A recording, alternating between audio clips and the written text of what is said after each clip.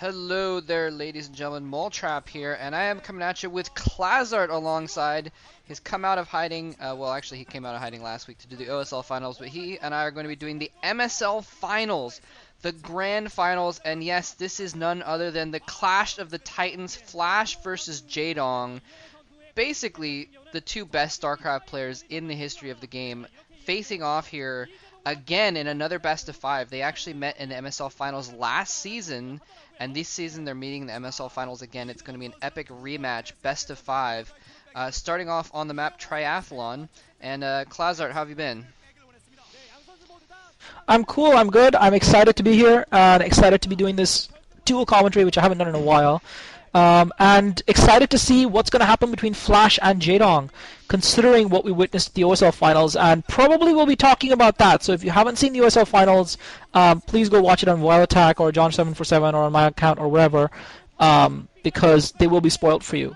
So yeah, this is gonna rock, and let's hope we get a good show from these two players in what might quite possibly be the very last MSL for StarCraft Brood War. Yeah, that's an interesting thing to think about. Well, I think there will probably be at least one more, because they've already started the prelims, and I think most of the MSL fair enough, okay. Most of the MSL will happen before StarCraft 2 is released. But yeah, if you haven't heard, GOM TV has gotten exclusive rights to Blizzard content, so things may be changing the way, if OGN and NBC don't get access from GOM TV, then there might be some issues there. We're going to have to see how that goes. But this is definitely going to go down either way. Even if Brood War continues on forever, this is going to go down in the ages as one of the matchups of all time. This is Flash, the ultimate weapon, who has no weak points. He's, I think, 70% right now in his total career win rate in all 3 matchups.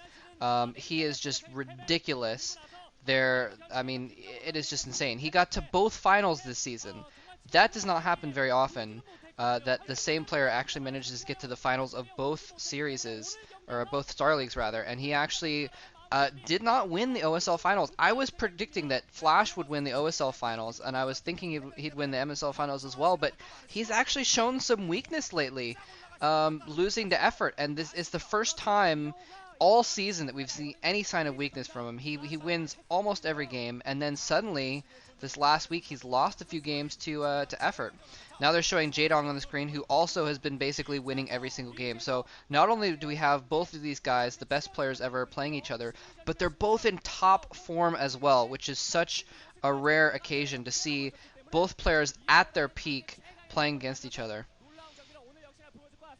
Well, I don't know if I would necessarily agree wholeheartedly with the best players ever moniker. I mean, statistically, you could argue that that's the case, and of course, StarCraft has evolved over time, and the current generation of players are in that respect have developed strategies far in advance of what were available to players back at the beginning of the StarCraft revolution, and you could probably also argue that therefore they're probably the best, objectively speaking. But I think fans of Boxer and other players like such as myself and the Disgraced Savior. But I think that you could make an argument that based on the era, I think it's difficult to compare. I mean, of course, StarCraft has such a short lifespan, only something like 10 years, or a little bit more than that. But I think in typically in sports, I guess you have this argument in eras, who was the greatest player of their era. I mean, football, for example, talking about real football, guys. Sorry, being European, I consider real football to be real football. But for example, is Maradona the greatest player, or is it Pele, or is it is Messi, the up-and-coming Argentinian star, gonna be the next thing? I'm sure Moltrap will have some appropriate analogies from American sport, which I'm not as familiar with. But yeah, I don't know. I think what's fair to say about these two guys, rather than necessarily them being the greatest players, I think they have had the greatest rivalry in StarCraft. I think it's fair to say that. Objectively, and if you look at all and the reason I say that is because theirs has been the only rivalry with any sort of equality to it. I mean, if you look at the other famous rivalries, you have Boxer versus Yellow, for example, and Boxer, if that wasn't a rivalry, Yellow was effectively Boxer's bitch for a couple of years. He would get to the finals and then get smacked by Boxer, swatted aside like a mere fly. And me being a Zerg fan, that was painful for me to watch, and I was a huge Yellow fan as well, so that was really sad. But but I had to accept the fact that Boxer just completely owned him. He was Boxer's property. He has got a Boxer poker tattooed on his ass somewhere. But and then you've got Xavier versus Bisu, which was the other big rivalry. And again, you could argue that as Bisu came into his prime, Xavier started slumping, and there wasn't really any real competition. You never really had a situation where Xavier was playing at his best and Bisu was playing at his best, and you just didn't know who was going to come out on top. One or the other was always in kind of dominant form. And same thing with Xavier Firebat Hero, which I guess was more of an evenish contest, but that was more for comedic value and entertainment rather than being the pinnacle of StarCraft. And that's what's so special about this rivalry is that both of these guys, when they've gone up against each other, no other player from any of the races has been able to touch them. They've been at the top of their games, of their respective games. And they've been virtually unbeatable, except by each other, and I think that's what really makes this special.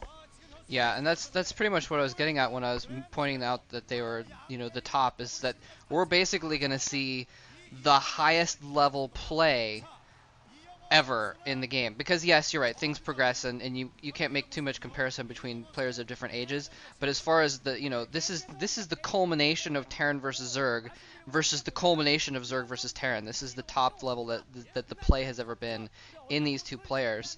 Well, hopefully. I mean, like I said, Flash actually showing some vulnerability lately, losing to effort. Although, and they're just showing his pins, by the way. Jaedong, both these players, and that's another thing that's kind of epic here, is we have both players that are actually very accomplished, not just someone who's playing well for a season. We've got Jaedong with 5 Star League wins. He's got I think it's 3 OS. What is it? 3. Yeah, he's got 3 OSLs and 2 MSLs, going for his 3rd MSL right now. And Flash also has let's see, 1, 2, 3, 4, 5 titles if you include the GOM TV titles. So, well, 6, 7, 8 actually if you consider silvers. So both these players ridiculously accomplished, and both of these players have been in this chair. Both have been to the finals. Neither of them are going to get nervous or anything like that. So it's going to be good stuff. And personally, I'd like to think, maybe it's just because I'm a Flash fan, but I would like to think that Flash has recovered mentally from his losses to effort, and he's going to come in here and play his highest level game. But I don't know. I want to, before the games get started here, I got a funny story I wanted to talk about. I actually had a dream last night. I had a dream that that I was watching Jaedong play the finals, and for some reason, instead of being in on a stage, they were just in a LAN party, and I was sitting next to Jaedong, and in my dream, and I do not know the results, so this is not a spoiler. In my dream, Jaedong won the MSL, and he leapt up and put his hands in the air, and I was standing right there, and I gave him a hug, and he gave me this look like, "Why are you giving me a hug? Do I know you?" And then he went off and celebrated. So I'm hoping Flash will win, but maybe if my dreams are any kind of prediction, then we might see an upset. Moltrap, I hate to be mean, but was this one of those kind of dreams that you used to have as a little boy? Usually involving hot females and waking up in a not so comfortable state. No. This wasn't one of those dreams, was it? No, it wasn't one of those dreams. No. All right, we'll have to take your word for it. Well, let me tell you something. I have a dream too, and for some of you guys, this might be a nightmare. And I dreamt that the Terminator killed John Connor, crushed his head, then went and basically tore apart whatever flavor of the month girlfriend John Connor had at the time, and then proceeded to go and wipe the entire human race off the planet of the Earth, and was the last living thing left standing before destroying the Earth itself. That was my dream, and I don't know, I hope it'll come true today. Even though I'm a Zerg fan, I want to see the Terminator triumph. Yeah, Flash is just an absolute monster. He's a freaking machine. He makes, other than the last game of the OSL finals, he just doesn't make mistakes, and he always plays everything just absolutely ridiculously perfect. And this goes for Jaedong as well, actually. Both of them just have such ridiculously good micro. They pull off, in a commonplace way to them, they pull off the most insane feats of control. It's absolutely ridiculous to watch. And actually, that's something that's, I think, well, this is my own personal analysis. I haven't seen what other people are saying, but Flash actually mismicroed a little bit in one or two of the games in the OSL finals. So hopefully we see him at his top level here, so we can actually see this high level clash. We got a ton of people in here for the MSL finals. Look at all those people in the crowd. I wish I was there myself, but oh well. One day, hopefully, my my plan was to try and go to Korea before things changed, and things are changing soon. So I'm gonna try and maybe I'll have to swim to Korea or something like that, because it doesn't look like I'm gonna get there any other way. But anyway, let's just go over some of the maps and stuff real quick. The first map is gonna be on Triathlon, since the games haven't started yet. Triathlon, if you haven't seen it, or if you have rather, I guess, is it's the map with the cloaked eggs. You have a main base, and then there's a ramp down to a natural expansion. And then behind your expansion, on the same plateau, there is a neutral game artifact arbiter and neutral game artifact lurker eggs. So the lurker eggs are cloaked. So you can use the mineral trick, to get an SCV or a probe or whatever, or drone through those eggs without seeing them, but you can't move any units across. And you can't, it's not like where there's minerals blocking where you can mine it out or something like that. So it makes for a very interesting dynamic, because you have an easy second expansion, but it's harder to defend from the air because you can't move your units to reinforce very well. So sometimes we see Terrans actually will go for a quick command center on that base, and then Flash, I've actually seen on this map on Triathlon, go for a quick command center and then into quick Valkyries, because the Valkyries are more mobile. They can fly over the eggs and defend against quick mutas, that kind of thing. Doesn't work against Jaedong usually though, so I'm interested to see how that works. But then you can also, your natural expansion is a little bit safer, easier to defend, but it's down the ramp, so it's harder to defend in that sense. So that's going to be interesting. Actually, we are going to get started here on Game 1 on Triathlon. Flash versus Jaedong. It is about to happen. The MSL finals, possibly the last time we'll ever see an epic matchup of this caliber. And I am looking forward to this. We're going to have Jaedong, we're going to have Flash spawning as the blue Terran at the sort of bottom left area. Jaedong is going to be the purple Zerg in the bottom right area, and this is going to be amazing one way or another.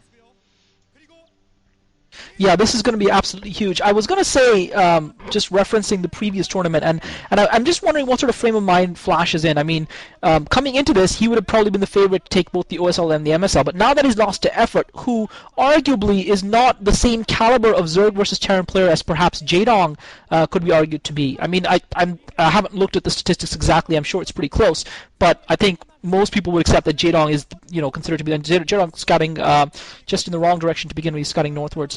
But I think most people would argue that probably Effort isn't the best Zerg player right now. It's definitely Jaedong. Arguably, as Molotov said, best player of all time. So if Flash couldn't overcome Effort, does that make him now the underdog versus Jaedong? And I think that's an interesting kind of mental dynamic at play between these two players, and in terms of Flash's own mindset. Yeah, that's definitely a possibility. I do think that Flash is the kind of player that he's really good at shaking it off and playing okay the next time around. Like in his semifinals against MVP, I think it was, MVP actually trounced him in a Terran versus Terran, which was his strongest matchup in Game 1. And then they had a week off to finish the best of 5 the next week. And Flash just shook it off. He came back and owned the crap out of MVP in games 2, 3, 4. So I don't think he's the kind of player to get shaken that much. Interestingly, Flash has actually put his supply depot below his ramp. I wonder if we're going to see him do a 12cc or something like that. I mean, 14cc. We haven't seen a barracks yet. We just see, oh, he may do it. This is the build that may have lost him Game 5 of the OSL Finals, and he's going to do it again. Flash, why haven't you learned your lesson? Oh my gosh, he's lost so many Star Leagues by 14cc, and here he is again. And Jaedong, who has, is copying Effort. Effort drone scouted almost every game and caught Flash doing some stuff by drone scouting. And now Jaedong doing the same thing, drone scouting, catching that early. He's going for a 12-hatch pool with gas. He's going for a 2-hatch build to try and put some pressure on here. Flash is going to be pressured very, very early here, and he's not going to have very much time to get any defenses up. Well, I think the one thing that Flash has going for him, and Jaedong straight away getting the drones into the gas, I think the one thing Flash has going for him in this situation is that if you're going to 14cc, you're going to hope that your opponent's going 12 hatch. Ideally, you hope your opponent will go 12 hatch into third hatchery, but obviously Jaedong might very well have gone for that if his scout had showed something differently. Yeah. But he's seen what Flash is up to. Flash now getting that refinery up as well, but he's seen what Flash is up to, so he's straight away getting the lair, so we're going to be seeing some very fast mutalisks coming up from Jaedong. To try and put some pressure on Flash and try and force him to defend. But I think Flash is able to defend these kind of positions, and he's walled off his choke quite effectively as well. So Jaedong won't be able to do kind of a double pressure thing with Mutaling, and he built that supply depot in that position as well, as you correctly picked up, Moltrap, and that was good planning, of course, by Flash. So I wouldn't give the ghost up just yet and putting the factory down. I wouldn't give the ghost up just yet for Flash. He is going to come under pressure, but I think he actually might be able to hold this here, and he has gotten a lot better at being able to hold these kind of expansionist builds, although he has kind of tended in more recent times to go for the kind of one racks into CC build. But I think that Flash and on Jaedong hiding, is that Jaedong hiding a drone inside Flash's base? I think it is, and Flash trying to bring that SCV around, Jaedong just thwarting it on that ramp with the Zerglings, and now Jaedong taking that expansion at the 3 o'clock position as well. So Jaedong hiding that drone, I think, just south of Flash's base near underneath the Arbiter or something. Well, I think what that probably is doing is he's keeping the drone around. He wants to keep the drone scout there so that... Oh, and actually, interestingly, right. Flash has mined out the minerals on the other side of those eggs, making it harder for Jaedong to take a protected fourth behind the cloaked eggs, by the way. But I think he's going to try and see when Flash takes that extra expansion. Oh, no, he has hidden it to just run in another scout. Excellent. So he's going in. He's going to see the eBay. He's going to see the factory and a starport. He sees the starport.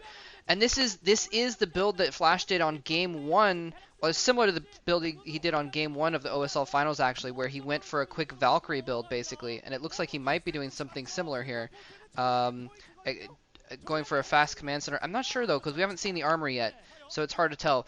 But anyway, you have a good point about him being able to defend his expansion builds, because that he actually did almost hold it off in the OSL Finals in the Game 5. And I wonder if almost he was going to say in this game, look, I screwed up that one, but I'm not going to be caught off guard this time. I'm not going to make the same mistake twice. I'm going to pull off the same build, except I'm going to beat Jaedong with it instead and maybe kind of prove himself. And he almost did hold it off, and that's when I was mentioning micro errors. He didn't hold off because of some micro issues. That's why he lost to Effort's quick Zerglings and that kind of thing, although Effort was playing extremely aggressively that series, and that's what won him that last game, is he was able to put on a lot of aggression. The Spire is about to pop, and a science facility is almost is going up. I guess he might be going for quick vessels. He's got some turrets around. I guess he's going to try and get... This works sometimes where you can get quick vessels out and get a radiate very fast. You can hold off with turrets and some marines until you get a radiate, and then the radiate can just completely shut down the Mutalisks. But I don't know. Jaedong is very good at controlling Mutalisks and Scourge at the same time, and there's the Scourge. You're going to try and run in and pick off a vessel as it pops out. The turrets are going to protect that.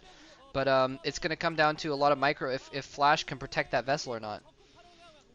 Well, Jaedong's being really clever here, because once he saw what Flash was up to, and I think he saw that Flash is going to be able to defend against his attack, he's actually not gone for the Mutalisks. He's actually gone and put a fourth hatchery down and taken yet another base at the 2 o'clock position, and he's actually going straight for the Queen's Nest. So he's actually faked Flash into here. He's convinced Flash that this big Mutalisk attack is coming, and Flash has put everything into defending. Flash has built that bunker. He's built turrets all over the place, and I was just watching at it and marveling at Jaedong's genius here. And that, I mean, it could have backfired on him, but it was very intelligent. He knew how Flash would react, and really Jaedong only now setting the Mutalisk out, and Flash must be wondering where's the attack, and I'm sure by now Flash has figured out that attack is not coming, and that Jaedong's probably gone for the expansion. So Flash straight away putting down a couple more barracks, realizing that he's going to have to get some troops out there to be able to put pressure on Jaedong, because Jaedong now has already secured another expansion.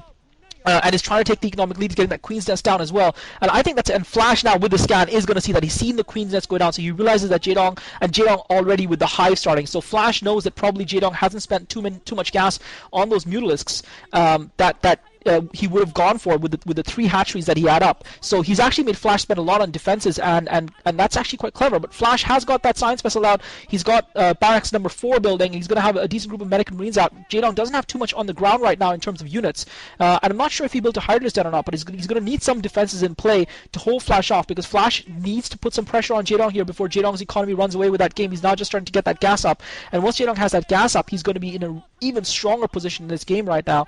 Flash with the 5th barracks attacks coming on. So Flash moving out with the full group of medic marines and a science vessel, realizing. But the problem for Flash is he doesn't know if Jaedong has got a group of mutalisks building now at this stage. He didn't build them early on, but that's not to stop Jaedong from say doing one now and then going for Greater Spire and then later morphing into Guardians or something like that. We have seen Jaedong do that a couple of times in the past. But Flash realizes, I think, that he's got to put pressure on Jaedong right now, otherwise Jaedong's going to run away with this game. Yeah, definitely, and I think he does have the capability of putting that pressure on, though, because I think he has Irradiate research, so he's got 1 Irradiate in the bank, in case there are mutalisks, 2 vessels out now, and he's got +1, and I believe Stim just finished on those Marines. Now he's building some mutalisks. He'd built a couple before, which was really clever, just to scout around the map, see what Flash was doing, see if he was moving out or anything like that. But yeah, he has gone hardcore late game with the Evo Chambers, going quick hive, just basically... Yeah, like you said, perfectly reading Flash and countering by just investing in the long term. And now he sees Flash moving out. Now he's actually building those units. He's got a few Sunkens at his natural expansion there. There's an Irradiate. 2 Irradiates go off in the group of mutalisks. He's able to pull them out very quickly, though, because they were not clumped up. So it's just going to be those Sunkens that he's going to have to be dealing with. And it's just going to be Marines versus Sunkens, basically. The mutalisks, there's not enough of them to be too much of a threat to those Marines, although they will be good backup. There is a tank in play, but he's got enough mutalisks he could dive in and with 2 volleys take out that tank. Oh, and I think you're a second ahead of me. Or looks like 2 seconds ahead of me, because I just saw the Mutalisk take out the tank. Brilliant move. Wow. So Flash looks like this push is not going to quite go through. He's got another tank there. He's going to try and move it. Oh, Radiate goes off on the Mutalisk. Bad split this time. Horrible split. Takes a lot of damage to those Mutas. Mutas are going to have to fall back. So Jaedong is under a little bit of pressure here. He might be in trouble.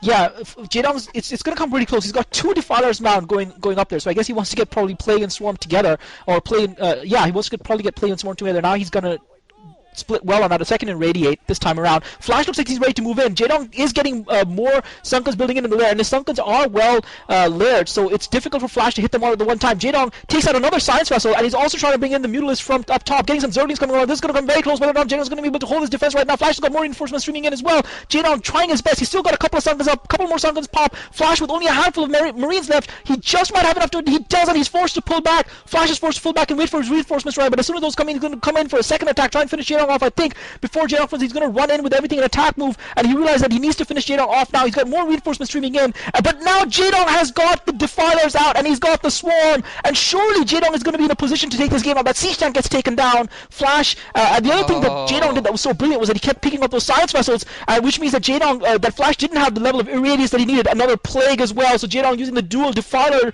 mounts to great effect, and he just holds that defense. That was classic Terran versus Zerg timing defense attack mode. Oh, that was brilliant. I have to say, Moltrap, that was amazing. Flash isn't out of this game yet. He's got a brief window of opportunity if he can maybe turn around and do some damage somewhere else. But Flash has completely committed himself right now. Jaedong with the 4 bases operating, he's close to running with this game away here. And Flash has to do something. I'm not sure what he can do right now because he doesn't even have a lot of Science Vessels because Jaedong has consistently picked those Science Vessels off with the Scourges. And that's one thing that Effort actually wasn't doing well in the first couple of games until he turned up that aggression notch up, and that's something that Jaedong is known for doing well. Now he's getting that Ultra Cavern down, and I don't think that Flash is going to be able to break through before those Ultras get into the game. Jaedong, though, relying heavily on the Defiler Swarm to keep Flash's units at bay. Flash coming in for another attack this time around. Folks in the S now, he's just be able to get through that Swarm, and Jaedong actually has left himself a little bit vulnerable here. He doesn't seem to have any units in his base.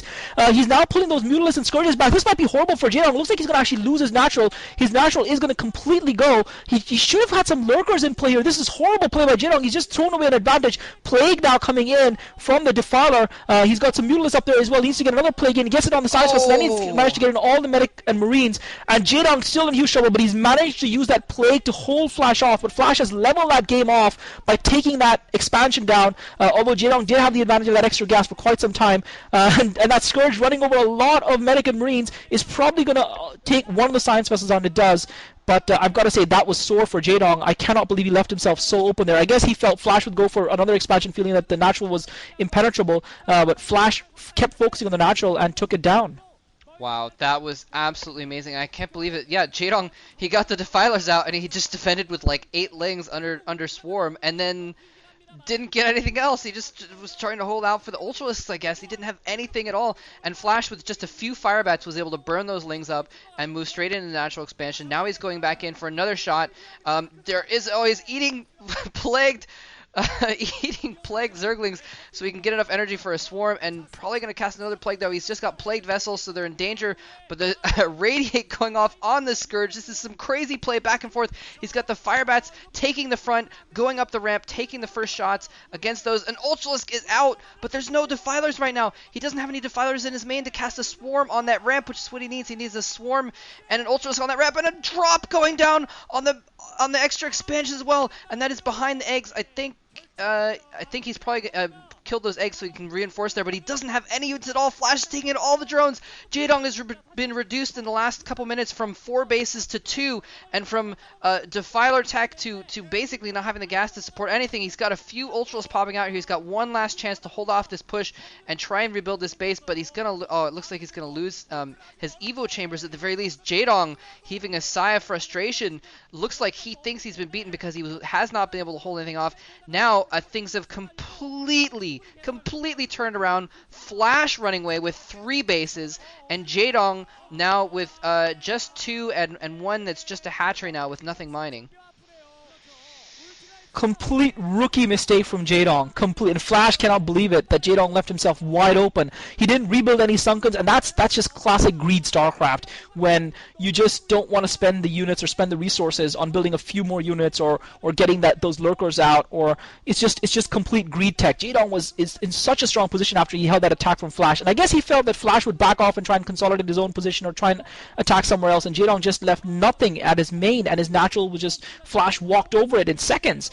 And I just cannot believe Jaedong was so careless. And really, he's got a bunch of Ultralisks there that seem to have 3-1 upgrades, and Flash is going to be able to force his way up that ramp with a group of Medic and Marines, and Jaedong, without the Defilers to support those Ultralisks, is in huge trouble. He seems to be holding the defense just about for now, but the problem is that Flash has now got probably an economic advantage as well. Somehow Jaedong seems to have been able to hold that 3 o'clock expansion as well. It hasn't gone over. Meanwhile, Flash is now building at the 12 o'clock base as well, so this is GG. Flash is definitely going to take this. I don't see Jaedong coming back in this game now, and you've got to give all credit. It looks like Jaedong has managed to re-secure that expansion at the 3 o'clock, so he's now 3 bases, but Flash is soon going to be up to 4, but Jaedong, I suppose, does have the Defilers and the Ultras out, so perhaps he's not completely out of it yet, but Flash showing some classic Flash play, and classic clutch play, because another 5 seconds and Jaedong would have been away with the game. Those Ultras would have been out, and he struck right at the perfect moment, but I feel that he's done enough damage now to be in control of the game,